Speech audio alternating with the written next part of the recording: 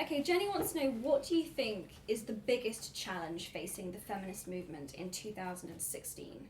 For people who really want to do something, book clubbers, beyond reading, what are some of the concrete things you think they can do, direct action that can be taken to fight for change? I think the biggest challenge is, again, it comes back down to tone. Yeah. Feminism has become such a big hot potato. You know, it's a hot newsworthy subject now in America, in the UK, and in parts of Europe in a way that it wasn't 10 years ago. You could not get arrested if you wanted to talk about feminism. I went and pitched an idea of writing a column about funny feminism to a leading women's magazine. They went, we couldn't write about feminism in a women's magazine, which is why I went away and wrote How to Be a Woman. Now they are commissioning stuff every week. It's a huge clickbait thing. People want to read about feminism.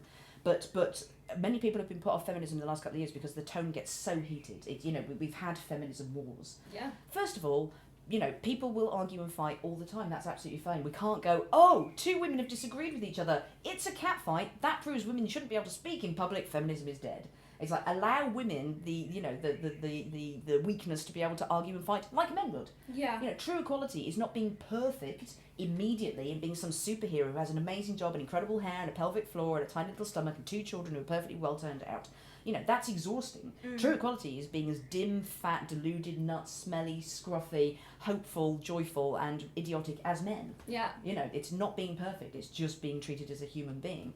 So we need to allow that women will have arguments, but the key thing we need to do is just calm everything down a little bit. It's so important when these big debates that are about the future of half the population of womankind start breaking out on social media, to just be calm. Yeah. To just bring a bit of a sense of humour to it, to listen to it. You don't need to make your mind up straight away. You don't need to have a hot take. And very often, I think the problem is that the medium is often the message. If you're doing this stuff on Twitter, which is where the worst stuff happens, Twitter works in such a way that every time someone writes something that you're following, you can't not see it. It's short and it goes like a bullet into your brain. Yeah. And it provokes a flight or flight response. And if someone's written something you disagree with, you flood with adrenaline, you're panicky, you're angry, and you respond in fear and anger. Yeah. And suddenly an argument's happening with people who should be on the same side. Yeah. I've seen arguments break out between feminists who have the same life experiences, who want the same things to happen in society, who are disagreeing on the most tiny thing. Yeah. And I would say Twitter is making them do that. Social media is making them do that. If they could just sit down in the pub, have a couple of Bacardis and put some Guns N' Roses on the jukebox, this would all be sorted in 5 minutes flat. So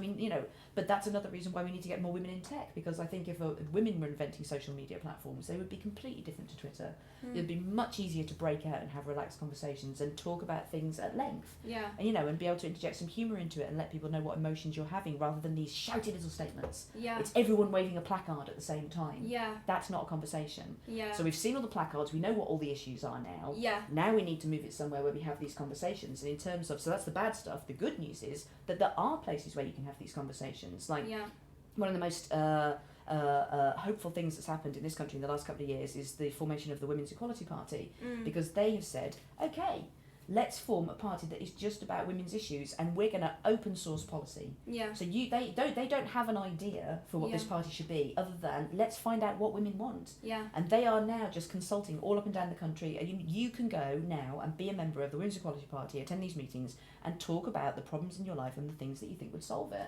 And I don't see any other political party doing that and going, women, come and tell us, let's do this. A party is being built from the ground up now that is inclusive of everybody, that has stated it wants every kind of woman involved in that, whatever your class, whatever your age, whatever your ability, whatever your ethnicity, whatever your religion or your sexuality.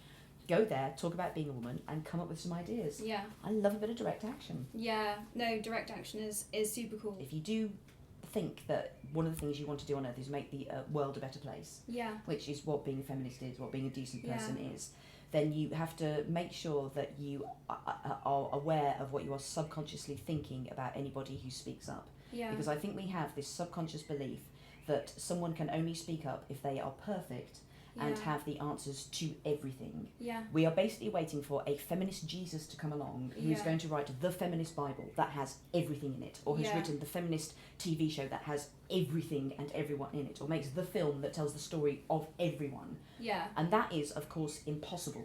Yeah. Because again, you just say to yourself, are the men doing this? Yeah. Are we expecting a man to come along and write a book that would provide the answers and speak for 3.3 billion men? Yeah. And what we have to understand is that feminism, there's never going to be a feminist Jesus. No one's ever going to come along with all the answers. If we're not going to get behind someone until that comes along, then we will never do anything. Yeah. We have to understand that feminism is instead a patchwork quilt. Yeah. And what we all do is we all sew the little squares that we think we can sew with our abilities and our stories and our solutions, and then we join them all together. Yeah. So, I will speak about my experiences and the things that I've observed and things that I know, and these are my squares here, and then you will talk about your things and your powers and your skills, and we sew that next to there.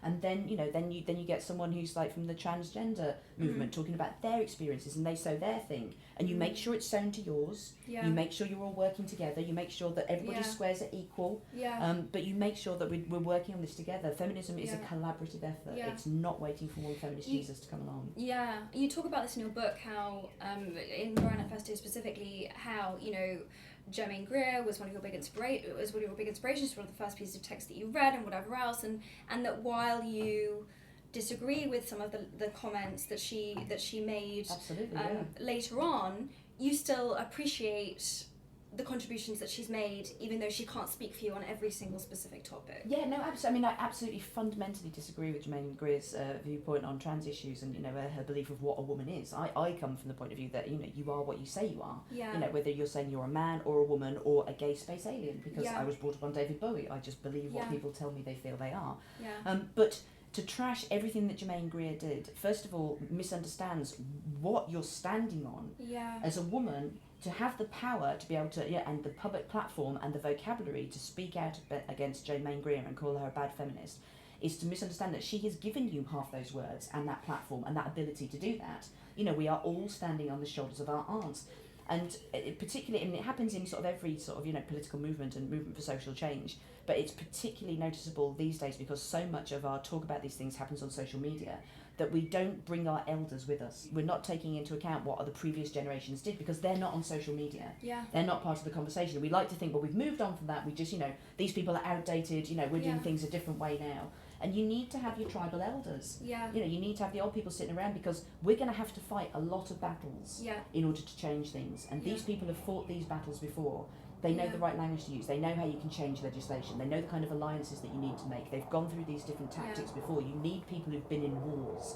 And there's some of the stuff they will say will be wholly objectionable. But to lose this massive well of wisdom and resource means that we are never going to progress past a certain point. We make ourselves weak. Yeah. Have the strength to be able to say, my heroes are flawed. Yeah. In the same way that I am flawed. In the same way that all of us are flawed. Again, if we're waiting for a perfect feminist Jesus to come along, who's never made a single mistake, we will have no one. We will continue to be disadvantaged. While the men who are like, I'm not perfect at all. I'm Jeremy Clarkson. I'm simply going to carry on making racist comments and driving my car where I want, and because I've said I don't want to make the world a better place, I'm just allowed to get away with it. Yeah. Whereas if you're a person who says, I'm trying to be a good person, and you make one mistake, then that's seen as unforgivable. Some days I wish I was Jeremy Clarkson. I could just get up, say 10 absolutely, untenable, horrendous things before breakfast. And because he's essentially saying, Bagsy no returns. Yeah. Nothing happens.